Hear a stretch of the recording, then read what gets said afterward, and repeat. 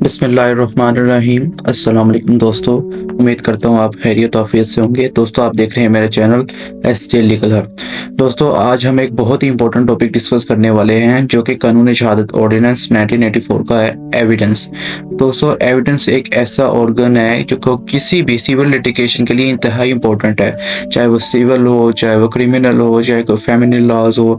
Evidence एक ऐसी चीज़ है जो कि बहुत ज़्यादा डिस्कस होता है और इन प्रैक्टिस है। तो दोस्तों, डेफिनेशन की बात करें तो आर्टिकल 2C जो कानून शहादत ऑर्डिनेंस है वो हमें बताता है कि एविडेंस क्या होता है। बेसिकली ये एविडेंस से मुराद जो कि सबूत जिसे उर्दू में कहते हैं, ये फैक्ट्स होते हैं। ये डॉक्यूमेंट्स की सूरत में हो सकते हैं, ये कोई स्टेटमेंट्स हो सकती हैं जो कि किसी भी जज के सामने रखी जाती हैं। उसका मकसद ये होता है कि वो केस के अंदर आसानी पैदा हो और उस केस को लीगली तौर पे समझने के लिए वो आसानी फराहम करे। याद रहे कि एविडेंस के अंदर हर वो चीज़ है कि जो लीगली तौर पे एडमिसिबल होगी, मतलब ये कि वो लीगली बाइंड हो। ऐसी चीज़ ना हो कि कोई अनलॉफुल आप चीज़ एविडेंस के तौर पे पेश करें। इसकी मज़ीद डिटेल आगे हम इसके टाइप्स में डिस्कस करते हैं स्टेप बाय स्टेप।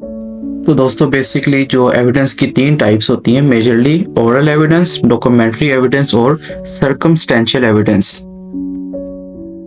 जी, तो ओरल एविडेंस जो है वो चैप्टर 4 आर्टिकल 70 से 71 जो कानून शहादत ऑर्डिनेंस है उसमें जिक्र है। ओरल एविडेंस नाम से ही जाहिर है जी, ओरल जुबान से, अल्फाज से, ठीक है। यानी कि ऐसा वाकया जो किसी शख्स ने सुना हो या देखा हो, उसको अपनी जुबान से कमरा अदालत में जज साहब के सामने बयान करे कि मैंने ये वाकया देखा, उसको हम कहेंगे जी ओरल एविडेंस। और बेसिकली ज़्यादातर यही जो है वो प्रैक्टिस में रहता है। मिसाल के तौर पे अगर एक शख्स ने कोई कार एक्सीडेंट देखा है रोड पे, तो वो कोर्ट में बताएगा जी कि मैंने वो कार एक्सीडेंट देखा, मैं यहाँ पे मौजूद था, एक्सीडेंट इस तरह हुआ। वो तमाम चीज़ें यानी कि ज़ुबान से और अल्फाज से जो बयान दिया जाए उसको ओरल एविडेंस कहा जाता है। दूसरी मोस्ट इंपॉर्टेंट टाइप जो है वो डॉक्यूमेंट्री एविडेंस की है। इसका भी जो है वो चैप्टर 5 आर्टिकल 72 से 89 तक इसमें डिस्कस करता है सारा डॉक्यूमेंट एविडेंस के बारे में। क्यों ऐसो? तो डॉक्यूमेंट्री मतलब ये कि कोई चीज़ लिखी हुई डॉक्यूमेंटेड फॉर्म में हो, उसको एज अ एविडेंस कोर्ट में पेश किया जा सकता है। यानी कि एनी रिटन डॉक्यूमेंट और record shown in court to prove a fact. कोई लिखी हुई चीज आप एज अ एविडेंस कोर्ट में दें तो उसको हम डॉक्यूमेंट्री एविडेंस कहते हैं। सिंपल सी बात है, कोई कॉन्ट्रैक्ट हो सकता है, कोई बच्चे का बर्थ सर्टिफिकेट है, कोई बैंक स्टेटमेंट हो सकती है, तो ये सारी की सारी डॉक्यूमेंट्री एविडेंस में फॉल करेगी। और याद रहे कि जो अच्छी चीज मानी जाती है अदालत में वो यही होता है कि जो भी डॉक्यूमेंट दें वो कॉपी की बजाय उसकी असल ओरिजिनल डॉक्यूमेंट हो। अगरचे कॉपी को भी कंसीडर किया जाता है, लेकिन ज्यादा प्रायोरिटी जो है वो ओरिजिनल डॉक्यूमेंट्स को दी जाती है। और लास्ट में जिसकी टाइप आती है जी, सर्कमस्टेंशियल एविडेंस है।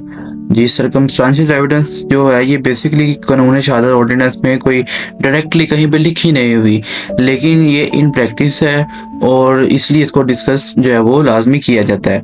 तो बेसिकली सर्कमस्टेंशियल्स मतलब कंडीशनल, जो हालात व वाकयात को देखते हुए कोई चीज़ सामने आए तो उसको भी एज एविडेंस कंसीडर किया जाता है।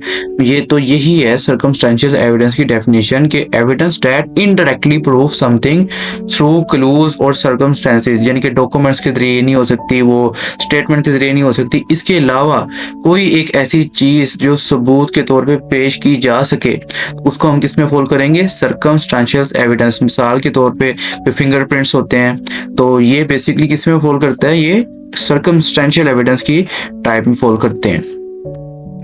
तो अजीज़ान मन, ये था आज का हमारा टॉपिक जो कि एविडेंस के बारे में हमने पढ़ा और उसकी टाइप्स के बारे में पढ़ा जो कि कानून शहादत ऑर्डिनेंस में जिक्र की गई हैं। उम्मीद करता हूँ आपको आज का टॉपिक पसंद आया होगा। अगर आपको वीडियो अच्छी लगी है तो इसको लाइक करें, शेयर करें और सब्सक्राइब करें। मिलते हैं एक नए टॉपिक में नेक्स्ट लेक्चर में। तब तक के लिए अपना ख्याल रखिए और मुझे इजाज़त दीजिए। अल्लाह हाफिज़।